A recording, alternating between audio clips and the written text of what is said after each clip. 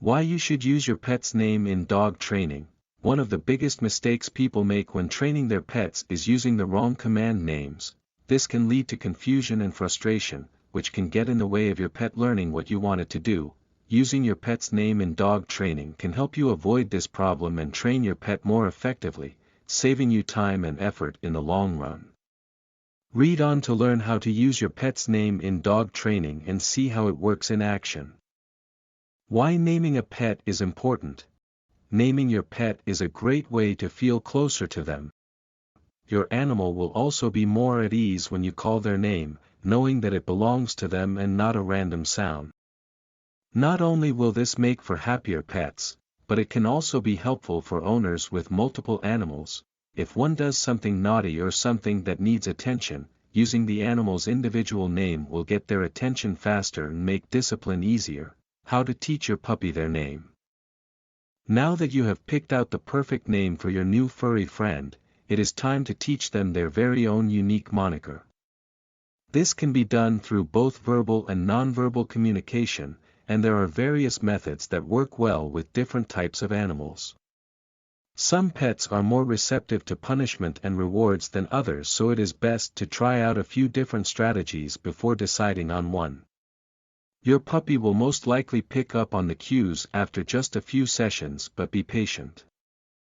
The process may take some time depending on how quickly they learn things. Reward and praise often go hand in hand when it comes to training an animal, as does consistency. As long as these things are present, then success is inevitable. Teaching your pup their name can also help cut down on misbehaving and biting behavior. Because they will know exactly what not to do when commanded by you or someone else who uses the same command word. How to choose the perfect dog name. Finding the perfect name for your pet can be a fun and challenging process. One thing to keep in mind is that you want a name that fits their personality. You also want to make sure their name sounds nice, or it will always be shortened to something silly. Names like Harry or Fido might sound cute now, but once the doggy becomes old and gray, this may not always be the case.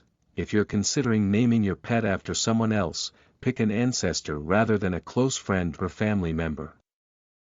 It would be hard to train your pup if they had the same name as someone you didn't get along with. Should you say your dog's name before a command? It is important to train your dog from an early age. A lot of people will say their dog's names before giving them a command like sit or down. However, when people don't say their dog's names before commands, it can lead to confusion for the pup and create an even bigger problem for the owner. The best way to avoid any issues with this is to give your pet her own special word that won't be used for anything else. If you want the dog to lie down, say down. You want him to come over, say come. Be sure not to switch up words so that your dog understands what you are asking him to do. When should you not use your dog's name? There are a few exceptions to this rule. For example, if the owner is prone to using the dog's name as a form of punishment, then it is recommended that they refrain from calling their animal by their own given moniker. Other times when owners may want to avoid using their dog's name are during playtime or meals.